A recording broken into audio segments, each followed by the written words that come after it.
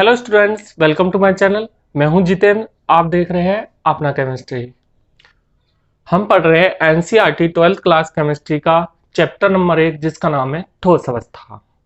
पिछले वीडियोस में हम पढ़ चुके हैं इकाई सेल क्या होती हैं, इकाई सेल के प्रकार कितने होते हैं, अवयवी कण क्या होते हैं और भी बहुत कुछ। तो अगर आपने वो वीडियो नहीं देखे तो जाकर देख लीजिए, डिस्क्रिप्शन में उसका लिंक है। चलिए स्टार्ट करते हैं।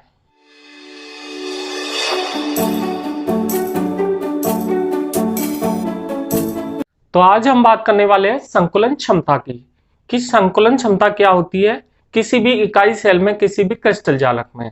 तो सबसे पहले इसकी परिभाषा देखते हैं। परिभाषा में लिखा है, किसी क्रिस्टल जालक में उपस्थित अवयवी कण उस क्रिस्टल जालक के कुल आयतन का जितना भाग घेरते हैं उसे क्रिस्टल जालक की संकुलन क्षमता कहते हैं। मतलब अब इस परिभाषा को हम समझ लेते हैं। देखिए, क्रिस्टल जालक मीन्स कोई हमारे पास यूनिट सेल है, कोई इकाई सेल है, हम एक इकाई सेल बनाते हैं। तो ये है इकाई सेल। हम जानते हैं कि इकाई सेल मुख्य 4 प्रकार की होती है, एससीसी, दूसरी बीसीसी, तीसरी एफसीसी और चौथी ईसीसी। अब जैसे एससीसी है, तो एससीसी में हम जानते हैं कि यहां कोनों पर अवयवी कण उपस्थित होते हैं। 8 कोनों पर 8 अवयवी कण उपस्थित होते हैं एससीसी में।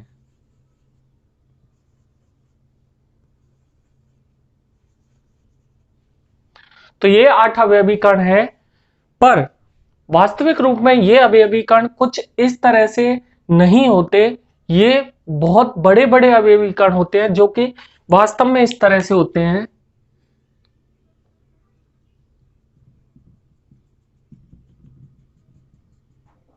ये एक अवयवी कण है।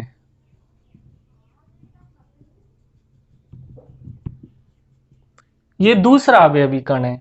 इसी तरह से मीन्स आप लोग मान सकते हैं कि ये जो डॉट मैंने बनाए हैं ये अवयवी कणों के केंद्र हैं। तो अवयवी कण अगर हम बनाएंगे तो अवयवी कण कुछ इस तरह के वास्तविक अवयवी कण होते हैं जो कि एक दूसरे को स्पर्श करते हुए उपस्थित होते हैं इस सेल में, इस तरह से।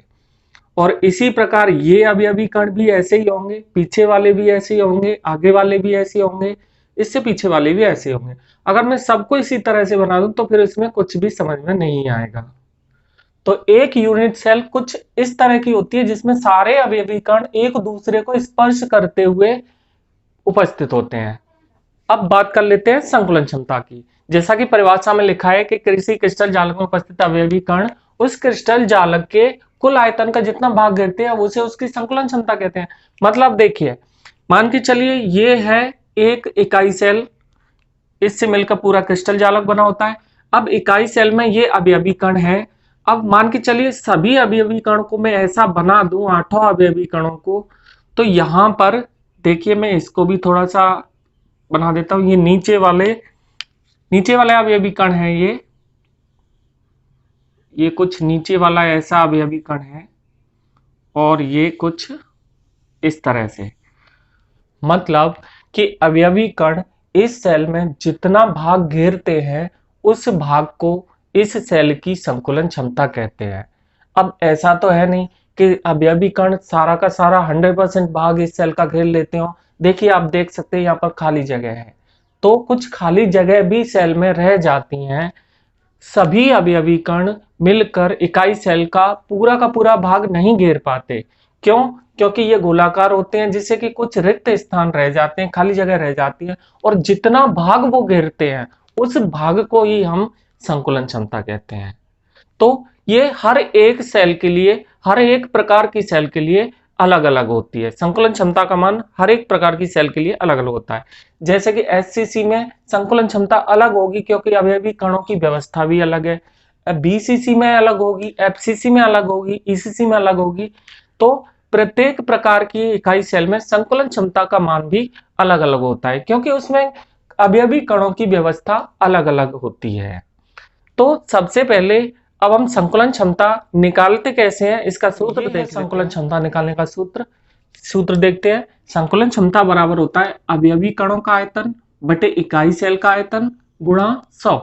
अवयवी कण मीन्स इनका आयतन गुणा 100 बटे इकाई सेल का आयतन, इस पूरी यूनिट सेल का आयतन। तो यहां पर देखिए अवयवी कणों का आयतन हम कैसे निकालेंगे। तो यहां पर सबसे पहले अवयवी कणों की संख्या गुणा एक कण का आयतन बटे इकाई सेल का आयतन। तो ये सूत्र कुछ इस तरह से बन जाएगा। हम अवयवी कणों की का आयतन जो निकालेंगे हम यहां से निकालेंगे कि अवयवी कणों की संख्या उसमें कितनी है, उसमें एक अवयवी कण के आयतन का गुणा कर देंगे। आगे देखते हैं हम कि अवयवी कणों की संख्या मीन्स जो होती है, हम यहां मतलब है प्रभावी कणों की संख्या से। प्रभावी कणों का मतलब इस इकाई सेल के हिस्से में कितने अवयवी कण आ रहे हैं। कोई भी इकाई सेल के हिस्से में जितने अवयवी कण आते हैं, अवयवी कणों का जितना हिस्सा आता है उसे हम कहते हैं प्रभावी कणों की संख्या। तो यहां पर प्रभावी कणों की संख्या को बोला जाता है जेड। जेड, आप पिछले वीडियो में मैंने आपको जेड निकालना बताया था कि जेड हम किस तरह से पहचानते हैं। इसके बाद गुणा एक कण का आयतन। तो यहां पर देखिए एक कण ये है, ये गोलाकार कण है, और चूंकि ये गोलाकार है तो गोले का आयतन कितना होता है, गोले का आयतन होता है 4/3 पाई आर क्यूब। तो ये एक कण का आयतन हो गया बटे इकाई सेल का आयतन। इकाई सेल किस तरह की है, एक घन के रूप में है, तो घन का आयतन भुजा इसकी मान के चलिए ये भुजा है ए। सारी भुजाएं चूंकि ये घन है तो सभी भुजाएं समान लंबाई की होंगी, सभी भुजाएं ए होंगी। तो यहां पर ए क्यूब, घन का आयतन ए क्यूब गुणा 100।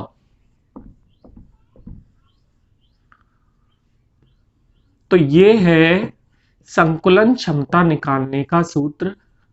सभी तरह की इकाई सेलों में हम इस सूत्र द्वारा संकुलन क्षमता पता करेंगे। संकुलन क्षमता हम इस सूत्र द्वारा निकाल पाएंगे।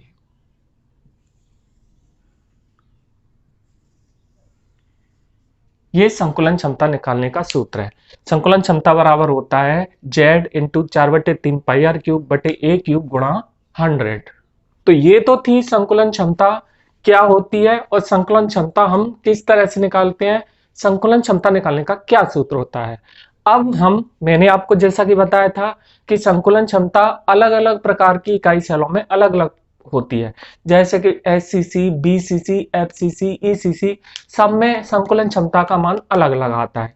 अब हम स्टार्टिंग से सबसे पहले एफसीसी में संकुलन क्षमता, सबसे पहले एससीसी में संकुलन क्षमता निकालना सीखेंगे। तो यहां पर देखिए ये एक एससीसी सेल बनाई है। आपको पता है कि एससीसी सेल में जो घन के कोने हैं, प्रत्येक कोने पर एक एक अवयवी कण उपस्थित होता है, और दो अवयवी कण मैंने इनका वास्तविक रूप बना दिया, मीन्स बड़े करके बना दिए हैं। तो इन अवयवी कणों को हम इतना हिस्सा यहां बाहर निकाल कर रख लेते हैं। यहां पर देखिए ये पहला अवयवी कण, और ये इसी से सटा हुआ दूसरा अवयवी कण, और चूंकि यहां पर ये केंद्र है तो ये इसका केंद्र है, ये इसका केंद्र है, और यहां पर ये भुजा है, ये है भुजा। अब हमें यहां पर पता है भुजा कितनी है, ए। तो इसकी ये भुजा क्या कहलाएगी, ए। मैं जो भुजा है वो यहां लिख देता हूं मैं, ए है, यहां से यहां तक ए है। अब चूंकि ये अवयवी कण गोलाकार है तो गोले की त्रिज्या हम मान लेते हैं आर। गोले की त्रिज्या कितनी है, आर। तो ये हो गई आर, यहां से यहां तक, और यहां से यहां तक एक और आर, क्योंकि दो गोले हैं तो दो त्रिज्याएं मीन्स दो आर हो गई। ठीक है, तो यहां पर ए बराबर क्या हो जाएगा, यहां पर ए बराबर होगा 2r, क्योंकि ए जो है वो दो आरों के बराबर है। ए बराबर 2r। ठीक, अब इस सेल में प्रभावी कणों की संख्या कितनी है, एससीसी के लिए जेड का मान 1 होता है, और हम पढ़ रहे हैं एससीसी में संकुलन क्षमता निकालना। तो यहां पर जेड का मान कितना हो जाएगा, जेड बराबर 1 हो जाएगा। ठीक, यहां पर ए जो भुजा है वो बराबर होगी 2r के, और यहां जेड का मान हो जाएगा 1। अब यहां पर संकुलन क्षमता का हम सूत्र लगाएंगे। संकुलन क्षमता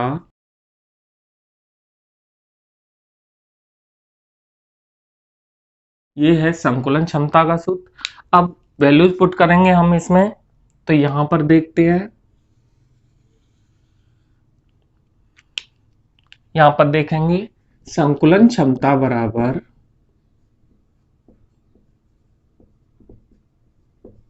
जेड का मान इसके लिए 1, 4/3, पाई का मान 3.14 r³।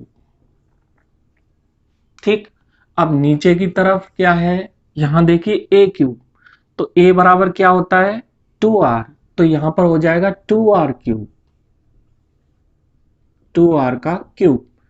आगे ये एक का कोई मतलब नहीं है, तो ये हो जाएगा 4/3 गुणा 3.14 गुणा r³, और नीचे का थोड़ा हल करेंगे तो 8, 2 का घन हो जाएगा 8 गुणा r³, r³ से r³ कट जाएगा, ये हो जाएगा 4/3 गुणा 8 और ऊपर की तरफ गुणा 3.14। यहां पर गुणा 100 है सब में, यहां भी गुणा 100 है, और अगर इसको हल करेंगे हम तो इसका आंसर आएगा 52.4। चूंकि ये परसेंट में है तो इस वजह से परसेंट। संकुलन क्षमता एचसीसी में होती है 52.4%। तो यहाँ पर ये संकुलन क्षमता का मान निकल के आया। ये हमने किसके लिए निकाला है, एचसीसी सेल के लिए, मीन्स सरल घनीय इकाई सेल के लिए। और इसी तरह से इनमें हम बीसीसी के लिए संकुलन क्षमता, एफसीसी के लिए संकुलन क्षमता और ईसीसी के लिए संकुलन क्षमता, इनके मान सभी के अलग अलग आएंगे। तो नेक्स्ट वीडियो में हम बीसीसी के लिए संकुलन क्षमता और एफसीसी के लिए संकुलन क्षमता का मान निकालना सीखेंगे। आज के लिए इतना ही। वीडियो को लाइक कर देना और जो नए हैं वो चैनल को सब्सक्राइब कर देना। तो आज के लिए इतना ही। जय हिंद।